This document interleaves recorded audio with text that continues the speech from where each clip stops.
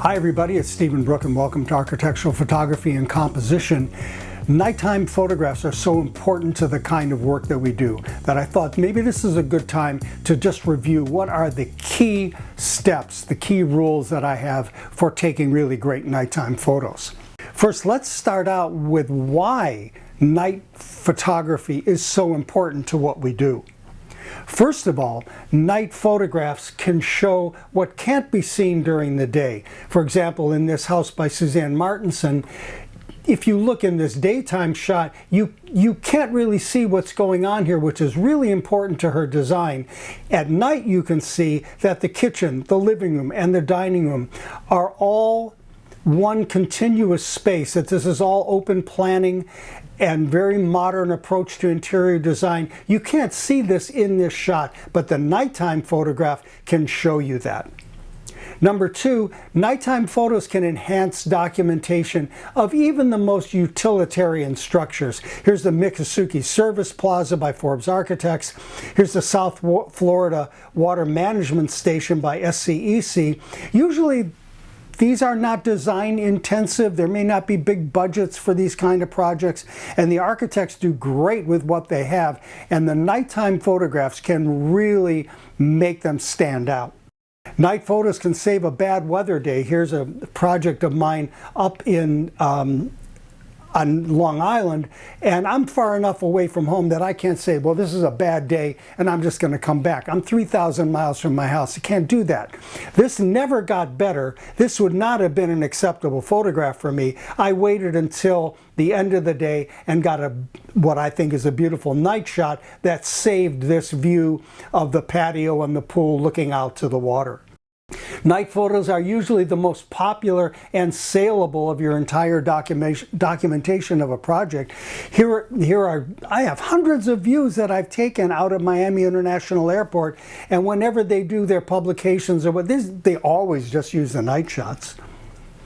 And night shots are romantic, they're evocative, and they are usually the first choice for real estate agents when they put their brochure together. They usually put that night shot on the cover. Now, let me stop for a second. If you like these videos, please give them a thumbs up. If you're new to the channel, welcome, and please subscribe. The videos are free, they're always going to be free, and you'll know when new ones come up. If you would like to support the site, consider going to StephenBrookePhotography.com and picking up a copy of Architectural Photography and Composition. It's a 360-page ebook. Every page on there has something that I know will help you with your work. So let's talk about the process of going from daytime to night and what we need to think about to do this the right way. Creating night photographs, this is the most time-consuming and time-sensitive operation for your overall documentation. So here are the things you need. You need to plan. When I go to a job, first thing I do is figure out where I'm going to do my night shot from. I get everybody in line, and then I basically plan my photography around the time that I know I'm going to need to be such a place to get that night shot. And it requires client cooperation for a couple of things we're going to talk about later. But your client and their client, whether it's industrial or residential, they need to be on board with this. You need to be on, where you are has to be rock solid. We're going to be taking longer exposures. Any camera shake at all and will kill your shot. And your tripod needs to be solid. This is the time when having a crappy tripod isn't going to help. And very important is the connection between your camera and the tripod. That has to be rock solid. An inexpensive, flimsy little quick release mechanism is not going to do you well when you're trying to shoot. And I highly recommend a cable release, whether you're shooting with your camera or with an iPhone. A cable release is critical for the long exposures. Here is an app that I live by called Sun Surveyor Lite, and the reason that I like it is it will tell you for any time of day, wherever you are, any time of day, the blue hour, sunrise, golden hour, midday, blue hour, golden hour, so that you know where you need to be and when, to the minute, to be able to plan your photography. So here's rule number 1, arrive early. Setting up before sunset is really important. Night photography is critical, and you don't want to be fussing to find your spot and get everything ready as the light is changing. And this is really important in the winter months. These are short days. Sun rises, midday, twilight, evening, done. You don't have a lot of time. You need to plan where you're going to be ahead of time. Rule number 2, turn on all the interior and exterior lights before sunset. Make sure you have access to everything. Make sure that all the lights are working. Interior lights, especially if they're really close to the window, may have to be adjusted. You may have to override timers, and you may have to tape out sensors. If the landscape lighting, for example, goes on with a sensor, you want to override that, you may have to tape it out. Very often pool lights and landscape lights are on other switches, and they're hard to find. Sometimes the architect doesn't remember where they put them. So you need to find that and make sure you have control of them. Check for potential flares from lights if they're too close to the camera. Starbursts sometimes you can live with, but for example, if these lights cast halogens on your wide-angle lens, those are very difficult to fix, and it will fuzz out your image. It will reduce the contrast. Commercial projects require extra planning. You need to really plan ahead. Very often commercial projects, these people are routine oriented, and you are coming in and you are upsetting their routine. So you need to tread lightly, but you still need to get control of the lights. Here's a really good example. This is the Miami-Dade Government Center.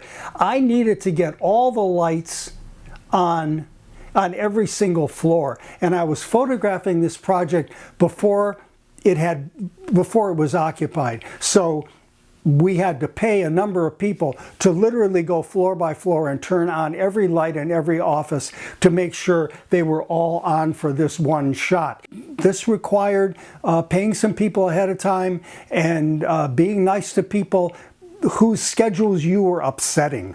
Number 3, pre-visualize your photo. And there are 2 important things to consider. 1, the areas of illumination have to lead your viewer's eye. That's really important. And the other is that the shadows with little or no detail need to be compositional.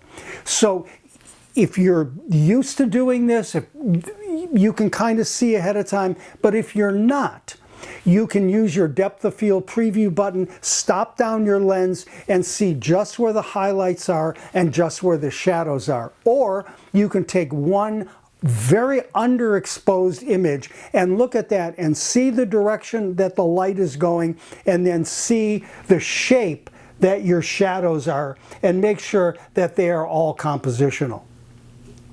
Rule number 4, control your color temperature as the light changes. Now, if you can control color temperature with a raw file in Camera Raw, why bother with this? Because it helps you evaluate what you're doing.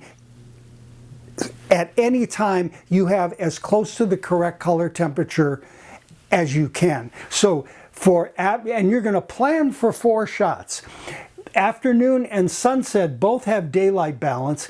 Early twilight, you're going to see there's no direct sun, no direct yellow and red, so things tend to get a little bit grayed out, tend to get a little cool. The shadows tend to be lack some tonality. So you're going to treat this as if it were an overcast day, and you're going to set your color temperature up 6,000, 7,000, even 8,000 to compensate for the lack of red and yellow.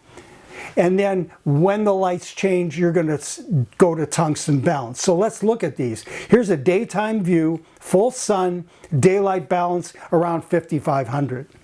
Sunset view, this is the last 20 or 30 minutes of direct sun. Keep the daylight balance at 5500. If it's a little warm to your eye, to your taste, you can correct that in post-production. Notice that these late afternoon shots, compared to the daytime shot, the sun is coming in much lower. It's lighting up underneath the portico, which is why these shots are so valuable.